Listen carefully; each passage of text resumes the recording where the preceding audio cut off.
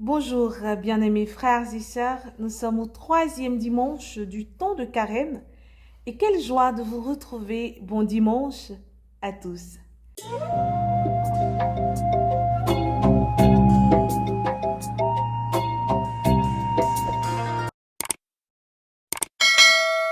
Alors toujours dans notre cheminement vers Pâques, les textes de ce troisième dimanche nous invitent à la rencontre de Dieu, mais surtout à définir notre priorité quant à notre marche à la suite de notre Seigneur Jésus-Christ, de Dieu, bien sûr. La première lecture est extraite du livre de l'Exode. Dieu nous donne ses commandements. Alors nous aimons bien ce texte des commandements de Dieu, les 10 commandements. Il nous demande de faire ceci, de ne pas faire cela. Et nous nous en réjouissons. Mais est-ce que nous nous conformons à ces directives que Dieu nous a données? Vous voyez, il commence par dire que je suis le Seigneur ton Dieu qui t'a fait sortir du pays d'Égypte, de la maison d'esclavage. Donc c'est le Dieu qui libère, c'est le Dieu qui sauve. Et le même Dieu qui nous libère sait très bien que pour vivre, nous avons besoin de lois, nous avons besoin de directives. Alors il va nous donner ses commandements. Il ne nous donnera pas les commandements d'autres personnes, mais il va nous donner ses commandements. Et dans ce commandement, il va nous emmener à faire le bien. Parce que tout ceci se résume à faire le bien et à donner, à offrir de l'amour, non seulement à lui-même Dieu, mais aussi à nos frères et sœurs et à nous-mêmes. Et ce qui, moi, va retenir mon attention ici, il va dire que ceux qui le jugent, qui le haïssent, qu'est-ce qu'il va faire de ces personnes? Il va les punir jusqu'à la 4e génération. Encore là, on voit la bonté de Dieu qui se révèle. Pourquoi?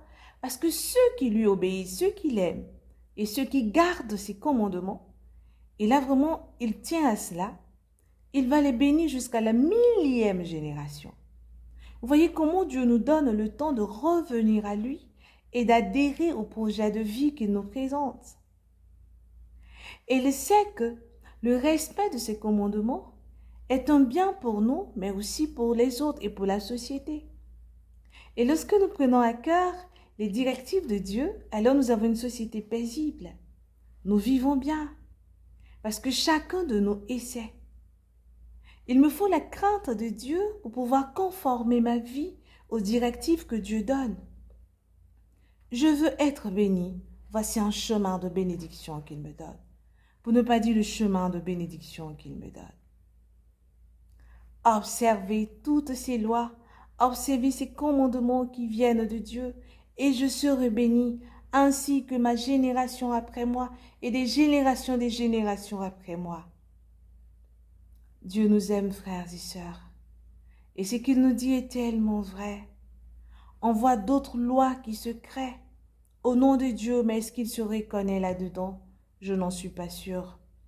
Des familles qui se divisent parce qu'il y a eu telle ou telle autre révélation. Il est écrit ici, honore ton père et ta mère. Dieu nous connaît. Il connaît l'homme. Il nous connaît plus que nous-mêmes. Et il sait que lorsque nous nous conformons ou nous respectons ces directives et commandements que nous avons donnés, nous avons la vie, alors il nous appelle à la vie. Mais pourquoi nous n'arrivons pas à respecter les commandements? Et pourtant nous les connaissons. Parce que nous avons laissé le temple de Dieu qui est notre cœur, qui est notre corps, être envahi de ce qu'il ne faut pas. Et dans l'évangile du jour, extrait de Saint Jean, chapitre 2, versets 13 à 25, Jésus va faire quelque chose d'extraordinaire. Laissez-moi vous dire que lorsque tu rencontres Jésus, véritablement, tu vas à sa rencontre, il y a un bouleversement dans ta vie. Il y a un changement réel qui s'opère. Parce qu'il va prendre le soin de te nettoyer. Il va prendre le soin de chasser ce qu'il faut. Et c'est ce qui se passe dans cet évangile-là. Il va rentrer dans le temple et il va voir que dans ce temple est installé des marchands, des changeurs et tout ce que vous voyez. Il va renverser des comptoirs.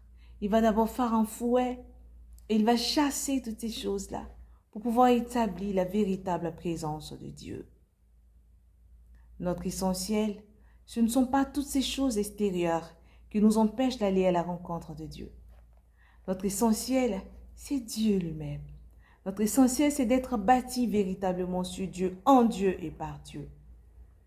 Frères et sœurs, on va me demander, mais je vais à l'église, hein. Je ne vois pas comment est-ce que je salis le temple de Dieu, ou comment est-ce que je suis un obstacle vraiment à la propriété du temple de Dieu ou du sanctuaire de Dieu. Frères et sœurs, comment tu rends le service à Dieu? D'abord, est-ce que mon service est lavé de tout soupçon d'orgueil? Ou est-ce que mon service, je le fais pour attirer la gloire, pour attirer le regard sur moi? Lorsque je chante pour Dieu ou je chante pour les hommes? Et lorsque Dieu me donne tous ses talents pour lui, Dieu, pour le servir, et uniquement que lui, qu'est-ce que je fais? C'est vrai, l'ouvrier mérite son salaire, mais de quel salaire parle-t-on ici? Parce que je refuse d'aller de par ce que Dieu m'a donné, ramener les âmes, parce que le cachet qu'on me donne ne me suffit pas. Alors je suis installée comme les marchands dans le sanctuaire de Dieu. Lorsque je prêche pour faire sensation, pour que tout le monde m'applaudisse, je ne cherche pas la conversion. Alors là, j'ai des étals. Je suis devenue un marchand, une marchande de bœufs, de brebis, de colombes. Et à la rencontre de Jésus, il va essayer de te nettoyer, de te débarrasser de tout cela. Et même dans cette rencontre, on ne le reconnaît toujours pas. Ils ont mis combien de temps? Ils ont dit 46, je crois, à bâtir ce temple. Et lui, il vient, il commence à détruire des choses, à renverser des choses. Et il va parler de son corps, qui est le véritable temple, que nous devons épouser. Le véritable temple que nous devons suivre, le véritable temple au sein duquel, sanctuaire au sein duquel nous devons nous réfugier, nous reposer, nous abriter, pour avoir la vie, la paix et l'amour. Alors, frères et sœurs, vous voyez comment, pourquoi, ou comment nous nous éloignons de Dieu et pourquoi est-ce que nous n'arrivons pas à nous conformer à ses directives. Et Saint Paul l'apôtre va encore nous inviter à aller à l'essentiel et à faire de Dieu notre priorité. Il va nous dire que les Juifs réclament des signes miraculeux. Et c'est franchement le désir de bon nombre d'entre nous. Les Grecs, eux, cherchent la sagesse, mais pas la sagesse de Dieu, parce que Dieu lui-même, il est sagesse. Quand je fais de lui ma priorité, ma sagesse ne vient pas de ce monde, mais ma sagesse vient de lui, ça coule de source. Et c'est une vraie et bonne sagesse, parce que c'est lui qui dirige mes pas. Mais nous qui avons cru, qu'est-ce que nous recherchons? Quelle est notre puissance? C'est Jésus crucifié, j'ai bien envie de dire crucifié, mort et ressuscité. C'est lui notre essentiel et c'est lui notre puissance. Alors les autres choses n'ont pas de valeur. C'est seulement ainsi que je pourrais dire, Seigneur, tu as les paroles de la vie éternelle. Parce que toutes tes paroles, Seigneur, m'apportent la vie, me donnent la vie. Parce que lorsque je nettoie mon sanctuaire et que je fais de toi ma priorité, mon essentiel, je vis. Je vis. Alors lorsque nous sommes accrochés aux réalités de Dieu, nous sommes accrochés à faire de telle sorte que le règne de Dieu s'étende et que des cœurs, des vies soient restaurées et guéries, nous rencontrerons toujours des problèmes, ça c'est clair.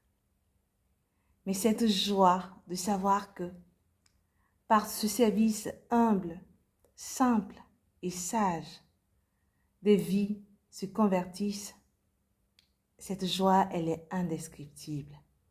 Alors, frères et sœurs, demandons la grâce en ce dimanche, de conformer notre vie à celle du Christ, à ses commandements et à faire de lui notre priorité, notre essentiel. Vous le savez, frères et sœurs, moi je vous aime, mais Dieu encore plus. Au revoir et bon dimanche.